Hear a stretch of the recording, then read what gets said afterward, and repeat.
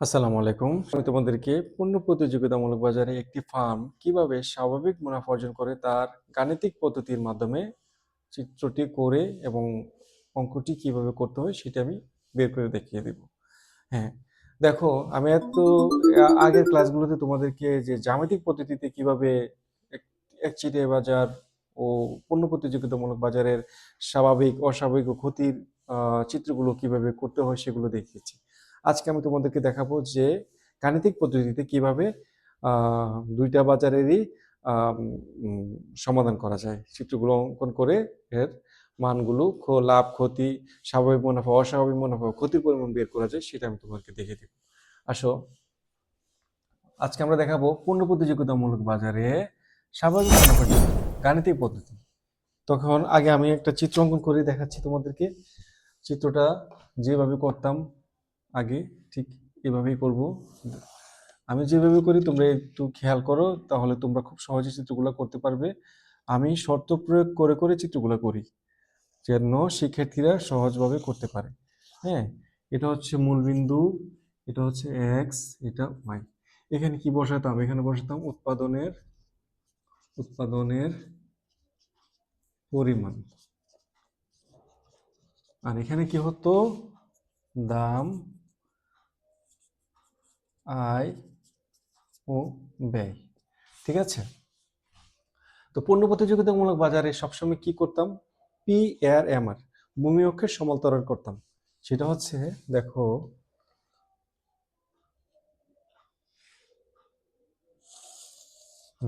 এই যে দেখো, পি সমান সমান এ আর সমান সমান এম আর, এটা সবসময় সমান থাকে। আচ্ছা, আমাদের শর্তগুলো আশা করি তোমাদের মনে আছে। কি কি শর্ত? ওই যে প্রথম শর্তটা কি ছিল? প্রথম শর্ত কি ছিল আমাদের? প্রথম শর্ত এমসি সমান সমান এমআর। তারপরে দ্বিতীয় শর্ত কি ছিল? দ্বিতীয় শর্ত ছিল এমসি এর ঢাল is greater than M R এর ঢাল। ঠিক আছে? এমসি ঢাল is greater than M R এর ঢাল। তারপরে অতিরিক্ত শর্ত কি মনে আছে? অতিরিক্ত শর্তগুলো কি ছিল? অতিরিক্ত শর্ত হচ্ছে, যদি ফার্ম স্বাভাবিক মুনাফা অর্জন করে তাহলে কি হবে? পি সমান সমান এসি হবে। এই শর্তগুলো প্রতিটা চিত্রের ক্ষেত্রে আমাকে প্রয়োগ করতে হবে। যেমন সকল চিত্রে, এটা একচাটিয়া বাজার হোক আর পণ্য প্রতিযোগিতামূলক বাজার হোক, এই যে প্রথম ও দ্বিতীয় শর্ত সেম ভাবে প্রয়োগ করতে হবে। কিন্তু অতিরিক্ত শর্তের ক্ষেত্রে ফার্মের মানে এসি এর অবস্থানের উপরে ফার্মের মুনাফা বা ক্ষতি নির্ভর করবে। ঠিক আছে? যেমন আমরা আজকে করছি স্বাভাবিক মুনাফা, সেই জন্য পি সমান এসি হবে। হ্যাঁ, তাহলে আমি প্রথম শর্তটা প্রয়োগ করি। কি? এমসি সমান এমআর।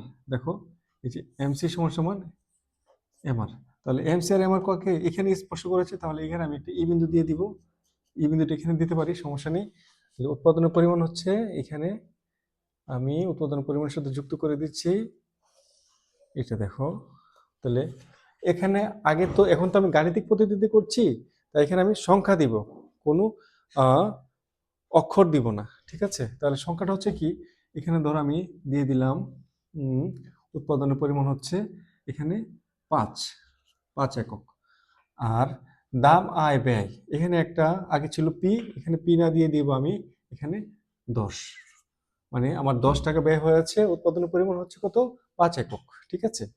তাহলে এখান থেকে আমরা কিভাবে, এখানে আমাদের যে ফার্মটা যে স্বাভাবিক মুনাফা অর্জন করছে, এখানে আমরা পি সমান এসি সূত্রটা প্রয়োগ করবো। আমাদেরকে তো একটা এসি রেখা আনতে হবে।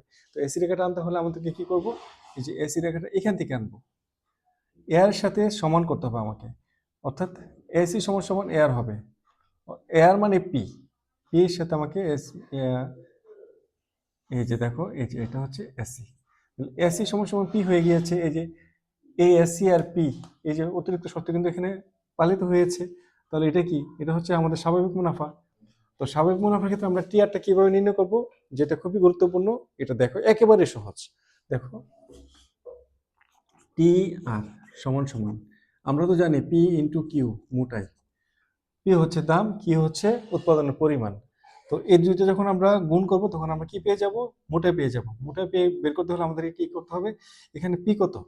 এখানে দেখো এআর থেকে টিআর আসে আমরা জানি, তাহলে এআর এর সাথে কত টেন সংযুক্ত, তাহলে আমরা পি এর মানটা কত? এখানে টেন, টেনটা লিখে ফেলবো, টেন, টেন গুণ, আর কিউর মানটা কত? এই কিউর মান হচ্ছে পাঁচ, পাঁচ হচ্ছে এখানে এত, তাহলে 5 গুণ 10 সমান সমান কত? 50। আবার আমরা টিসি বের করছি, দেখো টিসি, টিসি সমান সমান, আমরা জানি যে এসি ইন্টু কিউ হলে টিসি পাওয়া যায়, তাহলে এসি ইন্টু কিউ সমান সমান টিসি। তাহলে এসি ইন্টু টিসি এখানে কি বলছে? পি হচ্ছে 10, এখানে কিন্তু এসিও 10, কারণ কি এসির সাথে এই 10টা সংযুক্ত আছে, এসির সাথে এই 10 সংযুক্ত, এই 10-এর এই দামটা 10 আছে, তাহলে আমরা কি করব?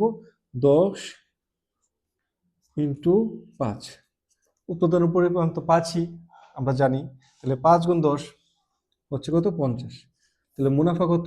এখানে হবে মুনাফা, দেখো মুনাফা টি আর মাইনাস টিসি সমান সমান কত? 50 মাইনাস 50 কত হচ্ছে? 0 হচ্ছে। আমরা জানি যে সেটা একচাটি বাজার হোক আর পূর্ণ প্রতিযোগিতায় হোক, যখন টিআর মাইনাস টিসি 0 হয় তখন ফার্ম কি স্বাভাবিক মুনাফা অর্জন করে। তাহলে আজকে আমরা গাণিতিক পদ্ধতিতে একটি ফার্ম কিভাবে স্বাভাবিক মুনাফা অর্জন করে সেটা আমি তোমাদেরকে চিত্র গণিতের মাধ্যমে দেখিয়ে দিয়েছি। তো আশা করি সবাই বুঝতে পেরেছো। তো সবাই ভালো থাকো, কারো কোনো বুঝতে অসুবিধা হলে আমাকে কমেন্ট বক্সে জানিও। আল্লাহ হাফেজ।